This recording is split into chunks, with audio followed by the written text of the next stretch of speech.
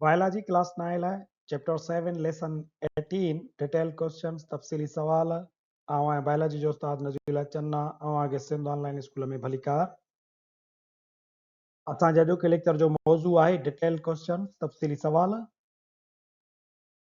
Exercise number 6 आहे right detailed answers of the following questions हेठि ॾिनल सवालनि जा तफ़सीली जवाब लिखो सवाल असां वटि आहिनि 3 सवाल नंबर पहिरियों आहे what is energy currency of cell describe chemical processes of energy transmission जीवघरड़नि जी एनर्जी करेंसी छा आहे ऐं chemical process of energy transmission तवानाई जी मुंतक़िलीअ वारो कीमियाई तरीक़ो वज़ाहत सां बयानु कयो सवाल नंबर ॿियो आहे describe phases of photosynthesis with the suitable diagram मौज़ून डायग्राम जी मदद सां फोटोसिंथेसिस जा मरहला बयानु कयो सवाल नंबर 3 आहे describe aerobic respiration in living system जानदार शयुनि मंझि एरोबिक रेस्पायरेशन जी वज़ाहत कयो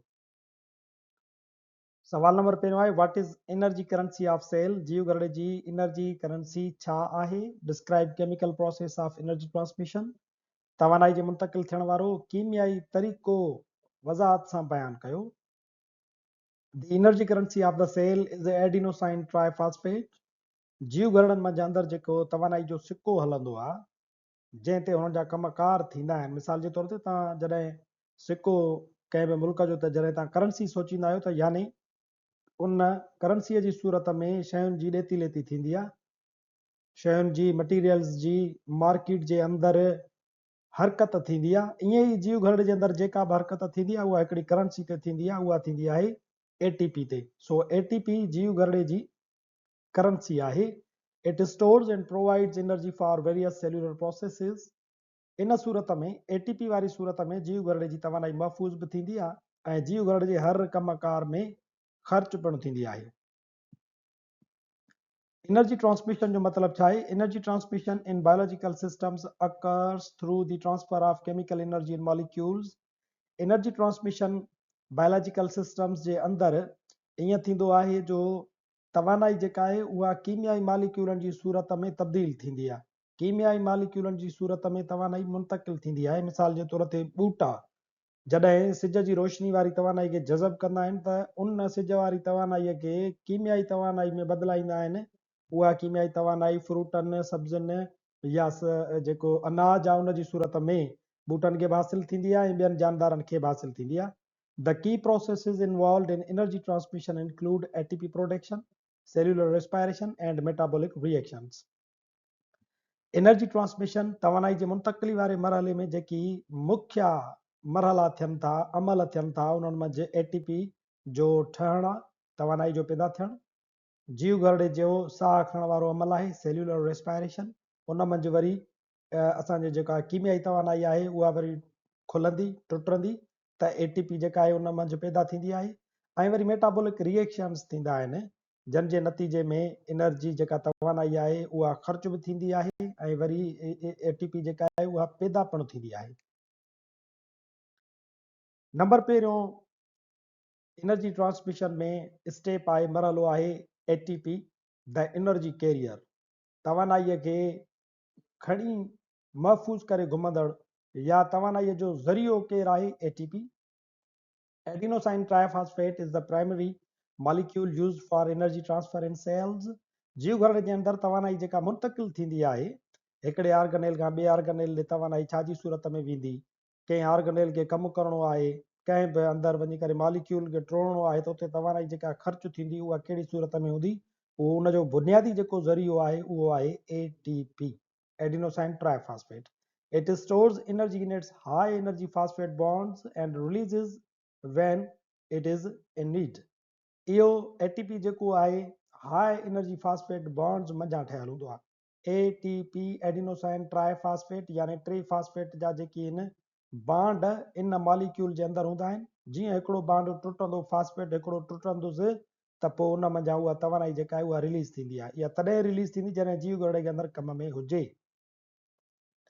ATP फॉर्मेशन मिसाल जे तौर ते ATP ठहंदी कीअं आहे एनर्जी स्टोर कीअं थींदी आहे पहिरियां त हूंदो आहे असां वटि असांजे जीवघरड़े जे अंदरि जानदारनि जे जीवघरड़े जे अंदरि मॉलिक्यूल ADP एडिनोसाइन डाइफॉस्फेट उन मंझि हिकिड़ो फास्फेट ग्रुप ॿियो अटैच थींदो आहे, तॾहिं वञी करे ठहंदो आहे ATP। हाणे ATP जेको आहे इहो आहे एडिनोसाइन ट्राइफॉस्फेट। हाणे इहे इन मॉलिक्यूल वटि 3 फास्फेट जा बॉन्ड आहिनि, तंहिंजे करे इन वटि एनर्जी जेका आहे उहा तमामु घणी आहे। हाणे इहो छा कॾहिं थींदो आहे? इहो फोटोसिंथेसिस जे अमल जे दौरान बि थींदो आहे, सेल्यूलर रेस्पायरेशन जे दौरान पिणु थींदो आहे। ATP ब्रेकडाउन, हाणे वरी जॾहिं ATP टुटंदी त तवानाई पैदा थींदी। ATP ठहे थी त एनर्जी स्टोर थी थिए जीवघरण जे अंदरि। ATP जॾहिं टुटंदी त ADP में तब्दील थींदी ऐं फास्फेट जेको हिकिड़ो उनजो मॉलिक्यूल आहे उहो अलॻि थी वेंदो, प्लस में पैदा थी पवंदी तवानाई। इहा तवानाई जेका आहे मुख़्तलिफ़ जीवघरण जे कमकारनि में, हरकत में, ग्रोथ में या जीवघरण जे अंदरि जेका रिपेयर थींदी आहे, मुरम्मत थींदी आहे, उन में इहा तवानाई इस्तेमालु थींदी आहे। सो ATP छा आहे? एनर्जी कैरियर आहे। नंबर ॿियों मरहलो आहे सेल्यूलर रेस्पायरेशन, एनर्जी ट्रांसमिशन इन सेल्स। जीवघरण जे अंदरि तवानाई मुंतकिल कीअं थी थिए? सेल्यूलर रेस्पायरेशन उहो अमल आहे जंहिंमें असां इहो सम्झी सघूं था। Cellular respiration breaks down glucose to produce ATP, which carries and transmits energy throughout the cell.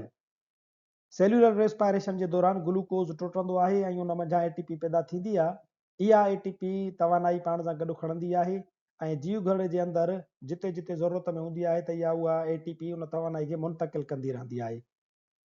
Glucose आहे उहो तव्हांखे यादि हूंदो, हिन करे सेल्यूलर रेस्पायरेशन जो नालो ॾींदा आहियूं कीमियाई अमल खे।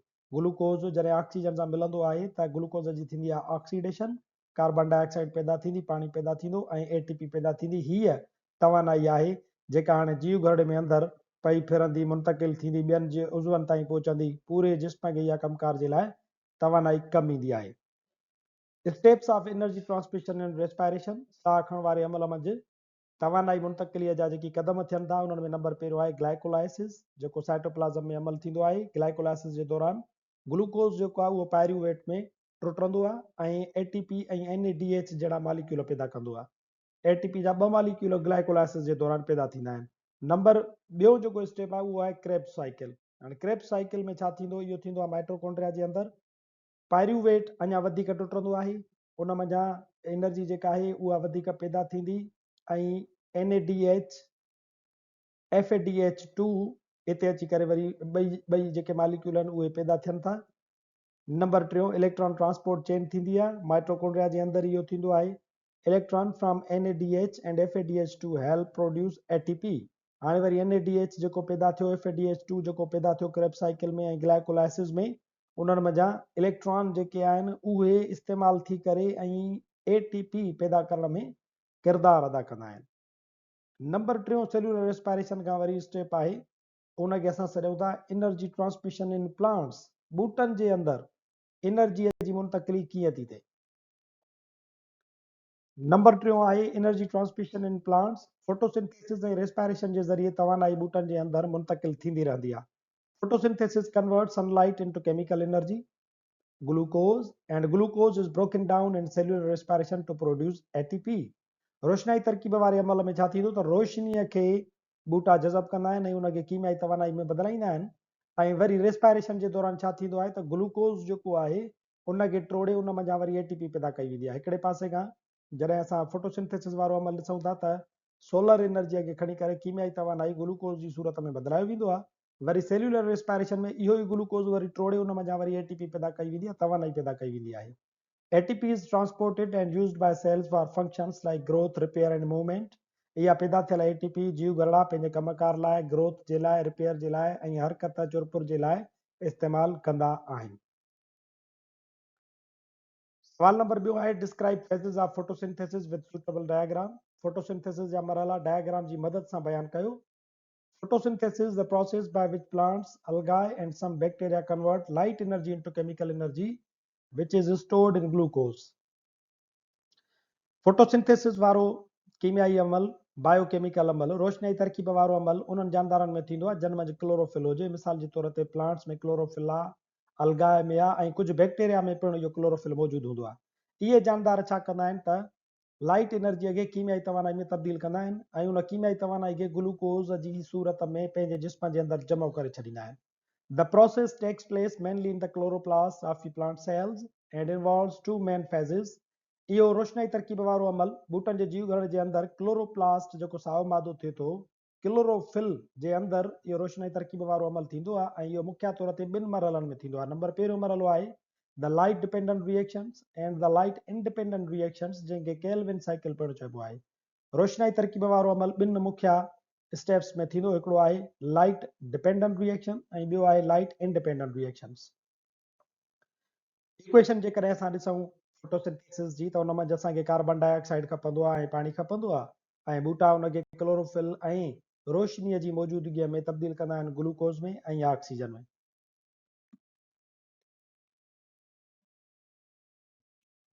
जेकॾहिं पाण ॻाल्हि कयूं light dependent reaction, the light dependent reactions take place in the thylakoid membrane. Light dependent reactions thylakoid membrane, thylakoid जो जेको तह थिए थो उन मंझि थींदा आहिनि। Chlorophyll absorb light energy which eventually breaks the bonds of water molecules, photolysis.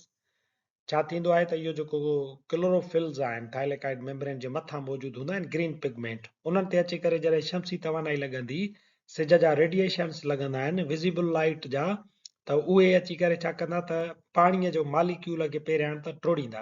पाणीअ जो मालिक्यूल टुटी पवंदो त उन मंझां छा थींदो आहे त ऑक्सीजन पैदा थींदी आहे ऐं हाइड्रोजन जेका आहे उहा अंदरि क्लोरोप्लास्ट में ॿिए इस्तेमाल जे लाइ बची पवंदी आहे। पाणीअ जे टुटण वारे अमल खे असां फोटोलायसिस छॾींदा आहियूं। Through a series of chemical reactions, light energy is converted into chemical energy that is stored in two compounds called ATP and NADPH, and oxygen is produced.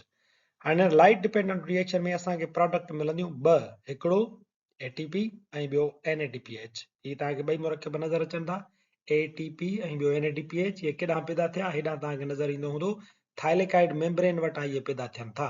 हाणे ॿ प्रोडक्ट थी वियूं इहे ऐं ॿियो कहिड़ो ऑक्सीजन। सो इहे टे प्रोडक्ट असांखे छा में थियूं मिलनि, लाइट डिपेंडेंट रिएक्शन में ऑक्सीजन थी मिले पाणीअ जे टुटण जे करे, ॿियो NADPH थो मिले ऐं टी प्रोडक्ट आहे ATP।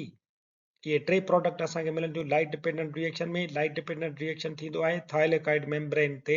इहे चार शयूं तव्हांखे यादि रखणियूं आहिनि। ॿियो आहे लाइट इंडिपेंडेंट रिएक्शंस, या उन्हनि खे चइबो आहे dark reactions. These take place in the stroma and do not directly need light energy to proceed. Dark reactions वरी स्ट्रोमा में थींदा आहिनि। हिकिड़े पासे थाइलेकाइड मेम्ब्रेन ते लाइट डिपेंडेंट रिएक्शन थो थिए ऐं लाइट इंडिपेंडेंट रिएक्शन वरी स्ट्रोमा में थींदो आहे। इहो स्ट्रोमा किथे मौजूदु हूंदो आहे, जेली लाइक सब्सटेंस आहे जेकी इन्हनि थाइलेकाइड डिस्क जे चौधारी इन क्लोरोप्लास्ट जे अंदरि मौजूदु थींदो आहे। इनखे शमसी तवानाई जी ज़रूरत कोन थींदी आहे त उहो को डार्क रिएक्शंस शुरू कराए। स्ट्रोमा एंजाइम्स जी मदद सां डार्क रिएक्शंस खे प्रोसीड कराईंदो आहे। Instead, the light independent reactions use ATP and NADPH molecules from the light dependent reactions to build carbohydrates from carbon dioxide.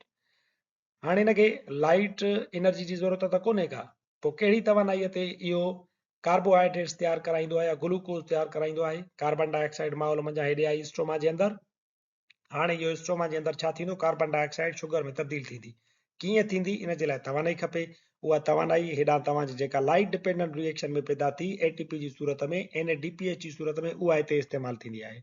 सो हिन में यादि रखण जूं ॻाल्हियूं कहिड़ियूं आहिनि। हिकिड़ी ॻाल्हि इहा आहे त लाइट इंडिपेंडेंट रिएक्शन खे असां डार्क रिएक्शन पिणु चवंदा आहियूं। नंबर ॿी ॻाल्हि, डार्क रिएक्शन इन लाइ था चऊं छो त हिनखे लाइट एनर्जी जी ज़रूरत कोन हूंदी आहे। नंबर टी ॻाल्हि, इहे डार्क रिएक्शंस किथे थींदा आहिनि, स्ट्रोमा जे अंदरि थींदा आहिनि, क्लोरोप्लास्ट जे अंदरि थाइलेकाइड मेम्ब्रेन्स, थाइलेकाइड डिस्क जे चौधारी जेली लाइक सब्सटेंस मौजूदु हूंदो आहे स्ट्रोमा, उन मंझि डार्क रिएक्शंस थींदा आहिनि। डार्क रिएक्शंस में प्रोडक्ट कहिड़ी आहे, शुगर छा मां तयारु थींदी, कार्बन डाइऑक्साइड मां। छाजी मदद सां तयारु थींदी, ATP ऐं NADPH जी मदद सां तयारु थींदी आहे। सवाल नंबर 3 आहे describe aerobic respiration in living systems. जानदारनि में एरोबिक साह वारो अमल बयानु कयो। हाणे इहो एरोबिक रेस्पिरेशन वारो अमल जेको आहे, इहो साह खणण जो अहिड़ो अमल आहे जेको जानदारनि जी घणाईअ में, मेजॉरिटीअ में थींदो आहे। Type of respiration where food breakdown occurs in the presence of oxygen to produce energy। ही साह खणण वारो क़िस्म ऑक्सीजन जी मदद सां खाधे जी भञणा कंदो आहे ऐं तवानाई पैदा कंदो आहे। It takes place in the presence of free oxygen. इहो आज़ाद ऑक्सीजन जी मौजूदगीअ में थींदो आहे। ऑक्सीडाइजिंग द फूड, खाधे खे ऑक्सीडाइज कंदो, and releasing the maximum amount of energy, ऐं वधि में वधि तवानाई जो मिक़दार इन साह खणण वारे तरीक़े में पैदा थींदो आहे। मिसाल जे तौर ते 2827 kilo joule moles of glucose जेकी आहिनि उहे असांखे यानी हिकिड़ो ग्लूकोज़ जो जेको मोल आहे उहो असांखे 2827 किलो जूल तवानाई जा ॾींदो आहे, या वरी 36 एटीपी मॉलिक्यूल पर मोल ऑफ ग्लूकोज़ पैदा थींदा आहिनि। ग्लूकोज़ आहे ऑक्सीजन जी मौजूदगीअ में ऑक्सीडाइज़ थींदो त कार्बन डाइऑक्साइड पाणी पैदा थींदो ऐं तवानाई पैदा थींदी। हिते असां चऊं था त हिन एरोबिक रेस्पायरेशन में मैक्सिमम अमाउंट ऑफ एनर्जी पैदा थींदी आहे। जेको एनएरोबिक रेस्पायरेशन वारो तरीक़ेकार आहे उन मंझि ईअं थींदो आहे त तवानाई पैदा थींदी आहे पर उहा थोरे मिक़दार में पैदा थींदी आहे। असां हिन ते ॻाल्हि ॿोल करे विया आहियूं त एरोबिक रेस्पायरेशन जेका आहे उहा जीअं माण्हुनि जे अंदरि बि थींदी आहे, ऑक्सीजन जी मौजूदगी में खाधे जी भञण थींदी आहे। ऐं असांजे जिस्म मंझि वरी एनएरोबिक रेस्पायरेशन पिणु थींदी आहे। मिसाल जे तौर ते जॾहिं असां तमामु घणो भॼंदा आहियूं, एक्सरसाइज़ कंदा आहियूं, या एथलीट जेके डोड़ कंदा आहिनि या रांदियूं कंदा आहिनि त उन्हनि मंझि एरोबिक रेस्पायरेशन त थींदी आहे पर उन्हनि जे अंदरि कुझु मसल्स अहिड़ियूं हूंदियूं आहिनि जिन वटि असांजे नक जे ज़रिए जेको ऑक्सीजन वारो साह खणण जो अमल आहे उहो एतिरी तवानाई न पहुचाईंदो आहे त उहे एनएरोबिक रेस्पायरेशन जे ज़रिए जेके असांजी स्केलेटल मसल्स आहिनि उन्हनि खे ज़िंदा रखंदा आहिनि। उते ऑक्सीजन पंहिंजी तवानाई न आहे पहुचाए सघंदी, तंहिंजे करे बग़ैर ऑक्सीजन जे बि उते तवानाई पैदा थींदी आहे पर थोरे मिक़दार में।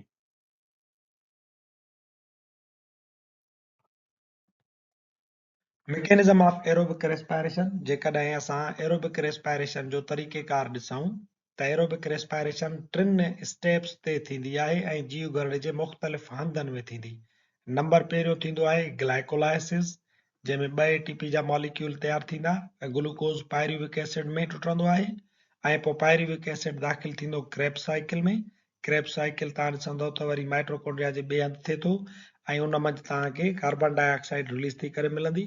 क्रेब्स साइकिल खां पोइ हिते केमिकल एनर्जी वेंदी तव्हांजी इलेक्ट्रॉन ट्रांसपोर्ट चेन में ऐं उते तव्हांखे 36 एटीपी जा मॉलिक्यूल जेके आहिनि उहे तयारु थी मिलंदा। इहे असांखे 36 एटीपी जा मॉलिक्यूल्स तरह था मिलनि जो असांखे हेॾऊं ऑक्सीजन जेका आहे उहा अची करे हिते असां ऑक्सीडेशन जे अमल में पंहिंजो किरदारु अदा कंदी आहे ऐं पाणी असांखे तयारु थी मिलंदो आहे। सो मैकेनिज्म ऑफ एरोबिक रेस्पायरेशन में 3 स्टेप्स थी विया। नंबर पहिरियों ग्लाइकोलाइसिस, नंबर ॿियों क्रेब्स साइकिल, नंबर टियों इलेक्ट्रॉन ट्रांसपोर्ट चेन। नंबर पहिरियों मरहलो आहे ग्लाइकोलाइसिस। ग्लाइकोलाइसिस खे जेकॾहिं असां ॾिसूं त 2 लफ़्ज़नि ते ठहियल आहे। ग्लाइको माना शुगर, लाइसिस माना ब्रेकडाउन। शुगर जी ब्रेकडाउन खे असां चऊं था ग्लाइकोलाइसिस जो अमल। First stage is that stage where a molecule of glucose is broken down into 2 molecules of pyruvic acid. पहिरीं स्टेज ग्लाइकोलाइसिस जी थींदी आहे। इन में छा थींदो त ग्लूकोज जो हिकिड़ो मॉलिक्यूल जंहिंमें 6 कार्बान मौजूद हूंदियूं आहिनि उहो टुटंदो 3 कार्बान जे 2 एसिड्स में, पायरुविक एसिड, यानी हिकिड़ो ग्लूकोज मॉलिक्यूल 2 पायरुविक एसिड्स में टुटी वेंदो। ये ग्लूकोज जो मॉलिक्यूल आहे। एटीपी जेका आहे उहा हिते इन्वेस्ट थिए थी। इहो ग्लूकोज जो मॉलिक्यूल आख़िरकार तव्हां ॾिसंदव त तव्हांखे 2 पायरुविक एसिड में मिलंदो। कार्बान जा जेके आहिनि सो इन मंझि 3 एटम मौजूद आहिनि, हिते आहिनि 6 एटम मौजूद। सो हिकिड़े ग्लूकोज मां पायरुविक एसिड जा घणा मॉलिक्यूल ठहंदा? 2। हिते एनर्जी जेका आहे उहा इस्तेमाल थी ऐं हिते एनर्जी वरी जेका आहे जनरेट थिए थी। सो 2 एटीपी जा मॉलिक्यूल इन ग्लाइकोलाइसिस में तयारु थींदा आहिनि। It does not require oxygen. हिन में ऑक्सीजन जी ज़रूरत किथे बि कोन थी पवे। It takes place in both aerobic and anaerobic respiration. Glycolysis जो अमल एरोबिक रेस्पायरेशन में भी थींदो आहे, एनएरोबिक रेस्पायरेशन में भी थींदो आहे। This splitting of glucose releases small amount of energy of glucose which is enough to generate 2 molecules of ATP. हिन में जेको ग्लूकोज टुटे थो उन मंझि सिर्फ़ 2 एटीपी जा मॉलिक्यूल तयारु थींदा आहिनि। Glycolysis is a complex sequence of reaction all occur in cytosol. Glycolysis हिकिड़ो पेचीदा क़िस्म जो तरतीबवार रिएक्शन आहे जेको अंदरि जीव गरड़े जे साइटोसोल में थींदो आहे। नंबर ॿियों स्टेप आहे क्रेब्स साइकिल, या इनखे चइबो आहे citric acid cycle. In mitochondria, cellular respiration uses oxygen to break pyruvic acid completely into carbon dioxide and H2O. Pyruvic acid जेको ग्लाइकोलाइसिस में पैदा थियो उहो क्रेब्स साइकिल में अंदरि अची करे दाख़िल थींदो। इहो पायरुविक एसिड मुकमल तौर ते कार्बन डाइऑक्साइड ऐं पाणीअ में टुटी वेंदो आहे। During Krebs cycle, some ATP produced and some enzymes Coenzymes like NAD and FAD are reduced to NADH and FADH.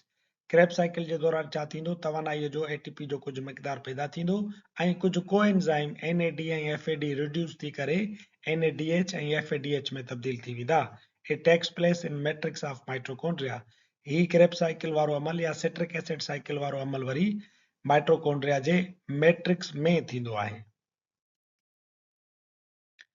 Number 3 ऐं आख़िरी स्टेप आहे एरोबिक रेस्पिरेशन जो इलेक्ट्रॉन ट्रांसपोर्ट चेन. ग्लूकोज हुयो, ग्लूकोज जेको आहे सो 2 ATP असांखे पैदा करे ॾिना ऐं ग्लाइकोलाइसिस जे अमल में उहो 2 पायरुविक एसिड्स में तब्दील थी वियो. इहो पायरुविक एसिड वरी दाख़िल थींदो सिट्रिक एसिड साइकिल में.